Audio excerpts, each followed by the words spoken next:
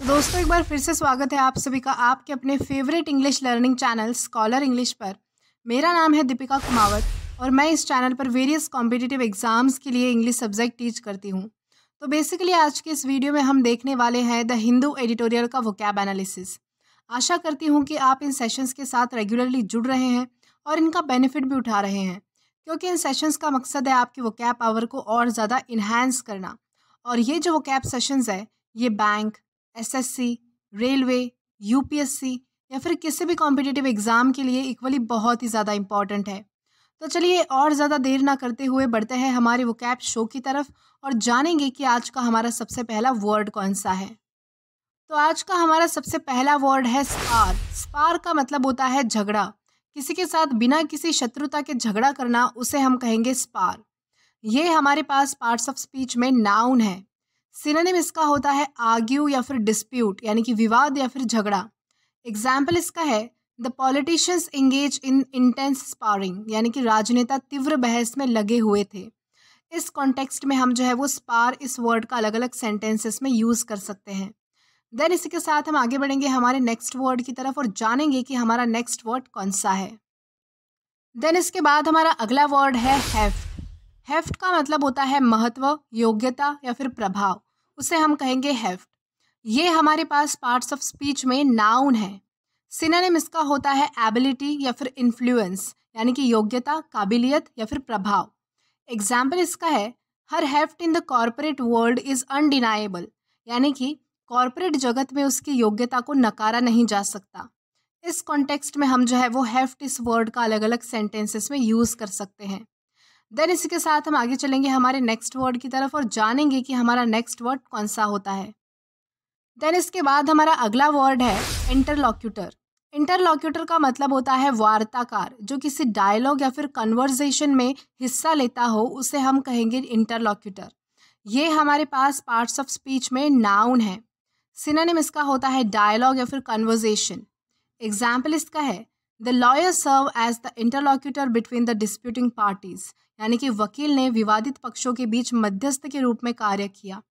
इस कॉन्टेक्स्ट में हम जो है वो इंटरलॉक्यूटर इस वर्ड का अलग अलग सेंटेंसेस में यूज़ कर सकते हैं।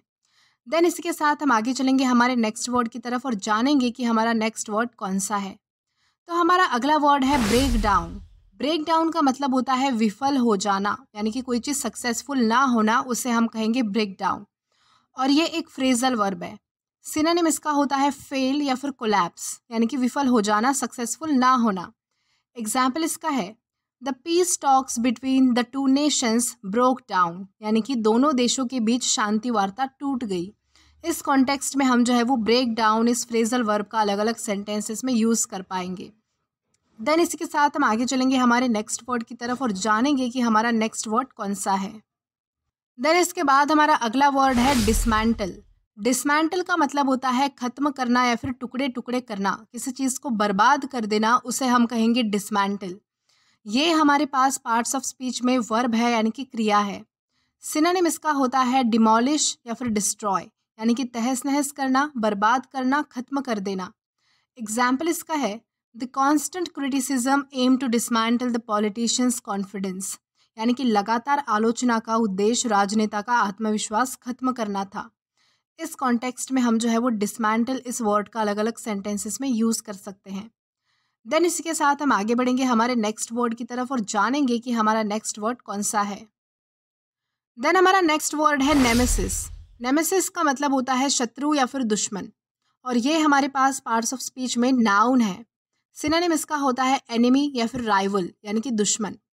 एग्जाम्पल इसका है Julie considered mathematics to be her nemesis, यानी कि जूली मैथमेटिक्स को अपना दुश्मन मानती है। इस कॉन्टेक्स्ट में हम जो है वो नेमेसिस इस वर्ड का अलग अलग सेंटेंसेस में यूज़ कर पाएंगे। देन इसी के साथ हम आगे चलेंगे हमारे नेक्स्ट वर्ड की तरफ और जानेंगे कि हमारा नेक्स्ट वर्ड कौन सा है। देन इसके बाद हमारा अगला वर्ड है अनसीमली। अनसीमली का मतलब होता है अनुचित या फिर अनुपयुक्त, और ये हमारे पास पार्ट्स ऑफ स्पीच में एग्जेक्टिव है, यानी कि विशेषण है। सिनोनिम इसका होता है इम्प्रॉपर या फिर इनएप्रोप्रिएट, यानी कि अनुचित या फिर अनुपयुक्त। एग्जाम्पल इसका है Alex was stare at by everyone for his unseemly behaviour of sleeping during meetings, यानी कि मीटिंग के दौरान सोने के अपने अनुचित व्यवहार के कारण एलेक्स को हर कोई घूर रहा था।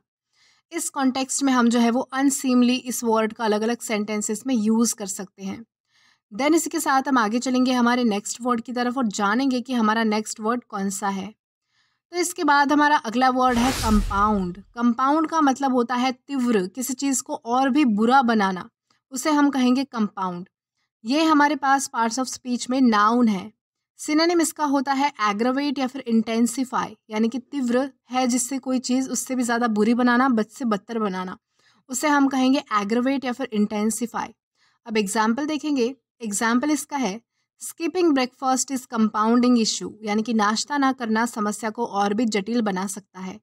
इस कॉन्टेक्स्ट में हम जो है वो कंपाउंड इस वर्ड का अलग अलग सेंटेंसेस में यूज़ कर सकते हैं।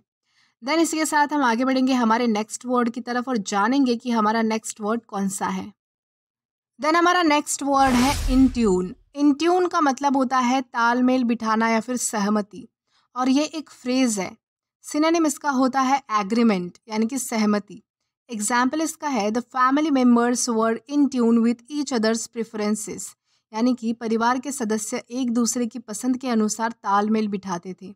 इस कॉन्टेक्स्ट में हम जो है वो इन ट्यून इस फ्रेज का अलग अलग सेंटेंसेस में यूज़ कर सकते हैं।